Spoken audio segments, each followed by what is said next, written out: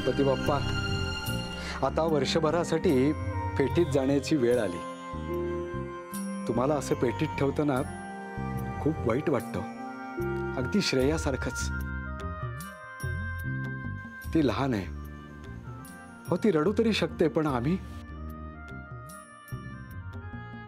चला, तुमच्या बरोबर 2 घटका असं एकट्यानं बोलायला मिळालं हेही नसे थोडके. जे मिळालंय त्यात आनंद मानायचा.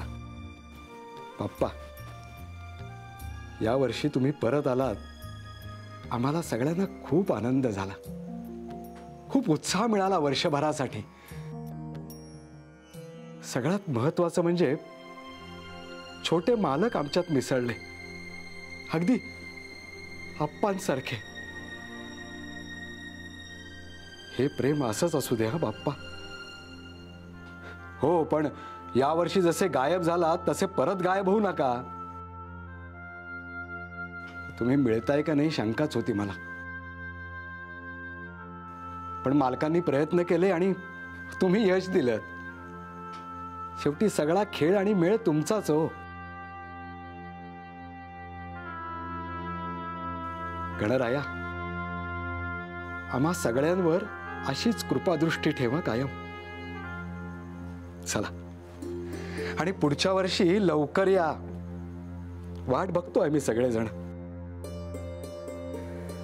आता गणपती झाले ना, प्लीज कामाला लावूया. नाही, माझ्याकडे वेळ नाही आता फार, प्लीज. श्रेयाबाई रडताय ना? हिरे, मी तुला नंतर फोन करतो. बाय. दरवर्षी रडता तुम्ही. अहो, आता मोठे होताय तुम्ही, मग असं रडायचं का? अरे चिमा, श्रेया मॅडम लहान आहेत अजून, कशाला मोठं करतोस त्यांना? लहान राहू दे, त्यातच मज्जा असते. श्रेया मॅडम, काय झालं? कपिल दादा, तू एक तर मला मॅडम तरी म्हण, नाही तर लहान तरी म्हण. दोन्ही मध्ये गोंधळ टाकू नको. चुकलं बाई, चुकलं. तुम्ही लहान आहात. हा, बाई बाई कधी लहान असते का? मॅडम, माझं चुकलं. का रडतीयस? नाही. अरे श्रेया बाळा, काय झालंय? काय झालं रडायला? बाप्पा घरी गेले की मग मला दरवर्षी रडायला येतं. मूड जातो माझा. तुझाच नाही, सगळ्यांचा मूड जातो. म्हणून तर आपण बाप्पाला विसर्जनाच्या मिरवणुकीत काय सांगतो बरं? गणपती बाप्पा मोरया. पुढच्या वर्षी लवकर या. असं नाही सांगत. कसं हसून सांगतो आपण. म्हण, पुढच्या वर्षी लवकर या. आणखी हसून. पुढच्या वर्षी लवकर या. मग पण वर्षभर बाप्पा नसतो ना, मजा नाहीये. अरे बाप, खरंच गाडी शिकायची यार, आणि मी रोज प्रॅक्टिस करते ना. प्रॅक्टिस काय तर प्रॅक्टिस करते, सांग तिला. क्लचवर पाय ठेवते आणि गाडी नुसती भुरभुर भुरभुर भुरभुर.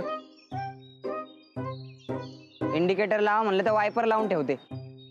गाडीचं स्टेअरिंग तर असं फिरवते जसं काय लहान पोरांची गाडी आहे. बासा, खूप झालं. मी तुम्हाला इथे मदत मागायला आली आणि तुम्ही मलाच डिस्करेज करू नका.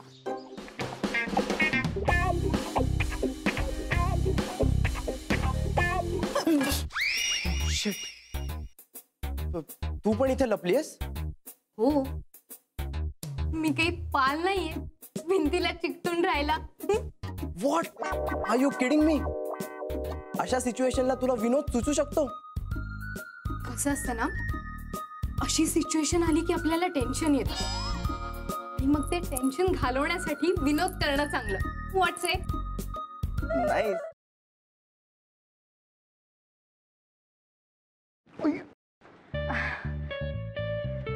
सॉरी. It's okay. हे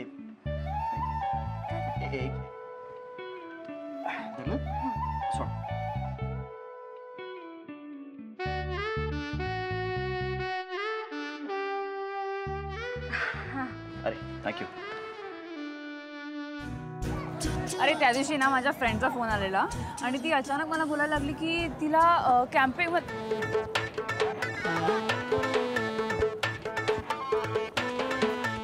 काय करतोयस? मी पळतोय. ह्याला पळणं नाही म्हणत, ह्याला जॉगिंग म्हणतात आणि ह्यांनी करून तुझी डेअरी कमी नाही होणार आहे. गपे, ह्याला पळणंच म्हणतात. मी असंच पळतो. तुला पळायचंय तर पळ. अरे पण तू का पळतोयस? अरे आपले मित्र आहेत ना, त्यांना विचारायचंय त्यांची युवागिरी काय आहे. वा, हो चल.